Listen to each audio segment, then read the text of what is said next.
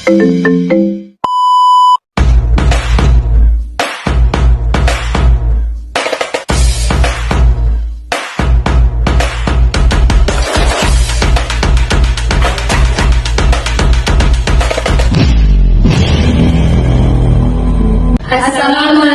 warahmatullahi wabarakatuh. Baiklah, kami dari Universitas Negeri Padang dari Departemen Pendidikan IPA akan menjelaskan tentang praktikum asam dan basa dengan menggunakan indikator alami. Sebelumnya, perkenalkan saya Nurmiati Fitri, Saya Widya Ramadhana Putri, dan saya Grasela Alsazai. Nah, sebelum kita lanjut melaksanakan praktikum, terlebih dahulu kita harus mengetahui apa sih itu asam dan basa akan dijelaskan oleh rekan saya. Nah, jadi menurut Arrhenius, asam merupakan zat yang dapat menghasilkan ion hidrogen atau H+ dalam larutan. Sedangkan basa merupakan zat yang dapat menghasilkan ion hidroksida atau OH- dalam larutan. Nah, berikut ada ciri-ciri dari asam dan basa. Nah, ciri-ciri dari asam yang pertama yaitu dia memiliki pH yang kurang dari 7 dan dia juga memiliki ion H+ atau ion hidrogen dan dia dapat menghasilkan listrik dan memiliki rasa yang asam. Sedangkan ciri-ciri dari basa, ia memiliki ion hidroksida atau ion OH- dan memiliki pH lebih dari 7 dan dia dapat menghasilkan listrik bila memiliki kekuatan basa yang lemah dan dia memiliki rasa yang pahit. Nah, itulah sih apa gambaran umum tentang asam dan basa. Untuk kelanjutannya, yuk ikuti kami. Baiklah, sebelum kita kerja di laboratorium, kita harus memperhatikan terlebih dahulu apa sih keselamatan kerja di laboratorium. Salah satunya yaitu dengan menggunakan jas laboratorium, di mana pemakaian jas laboratorium itu harus dikancingkan dari atas sampai ke bawah, tidak boleh terbuka seperti ini. Di mana jilbab juga harus kita masukkan ke dalam jas laboratorium. Serta pada praktikum di laboratorium kita juga harus menggunakan sepatu, di mana sepatu itu adalah sepatu yang tertutup untuk menghindari kecelakaan-kecelakaan yang terjadi di laboratorium. Pada praktikum kali ini kita menggunakan beberapa alat dan bahan. Untuk alatnya, yang pertama kita menggunakan 1 set mortar dan alu, yang kedua pipet tetes, yang ketiga 7 tabung reaksi, yang keempat rak tabung reaksi dan gelas kimia. Sedangkan untuk bahan yang kita gunakan, yang pertama itu indikator alami. Pada praktikum kali ini kami menggunakan bunga sepatu dan buah naga. Yang selanjutnya ada obat mah, deterjen, cuka, jeruk nipis, dan aquades. Setelah kita mengetahui apa saja alat dan bahan yang digunakan, langkah selanjutnya adalah membuat indikator alami. Yang pertama, kita akan membuat indikator dari bunga bougainville.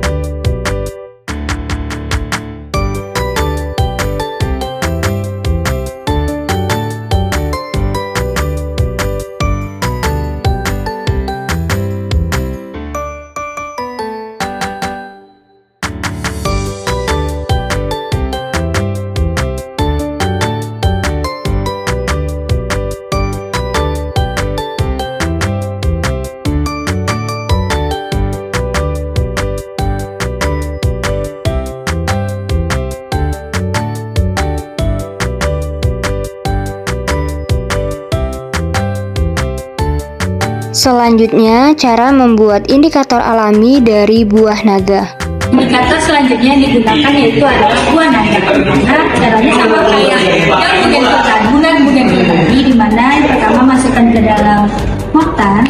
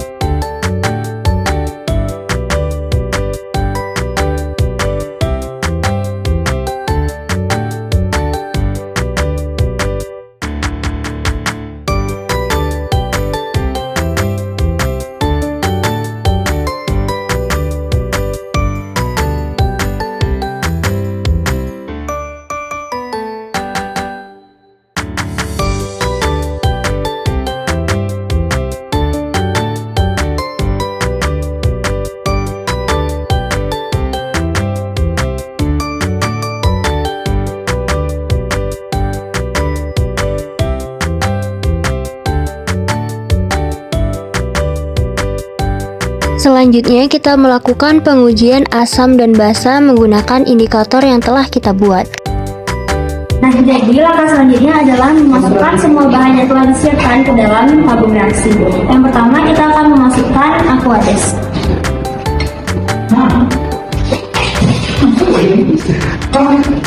Untuk selanjutnya kita masukkan larutan air sabun.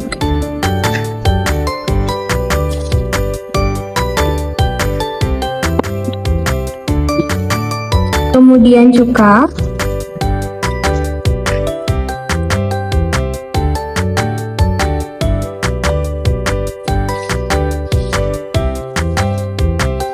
Air jeruk.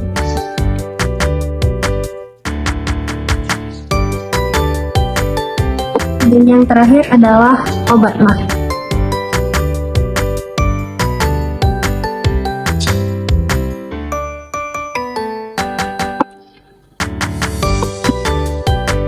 Langkah selanjutnya adalah kita mengamati warna yang telah ada pada bahan yang praktikum kita pada kali ini. Kemudian kita juga perlu mengamati warna dari indikator alami.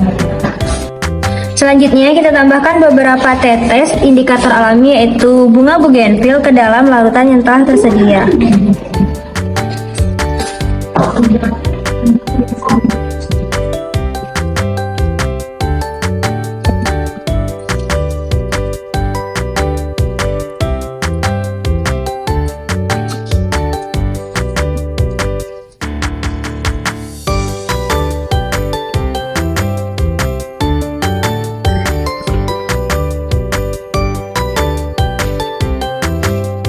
Kemudian setelah kita masukkan, kita homogenkan larutan tersebut. Dan amati perubahan warna yang terjadi pada larutan tersebut.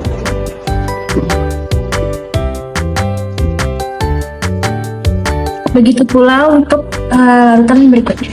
Kemudian kita pindahkan larutan yang telah direaksikan dalam tabung reaksi ke dalam pot tetes. Dan kita ukur pH-nya menggunakan indikator universal.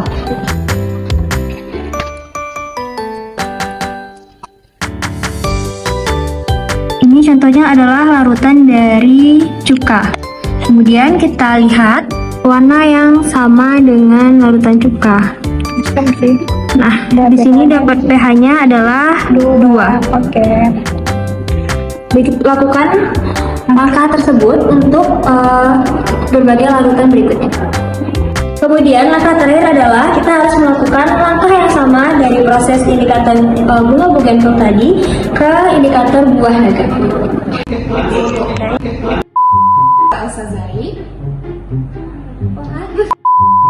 Ke indikator buah naga. Fitri, rekan saya.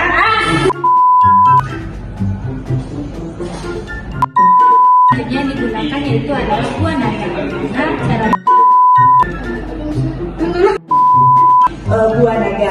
Nah, selanjutnya itu adalah sepatu yang tertutup untuk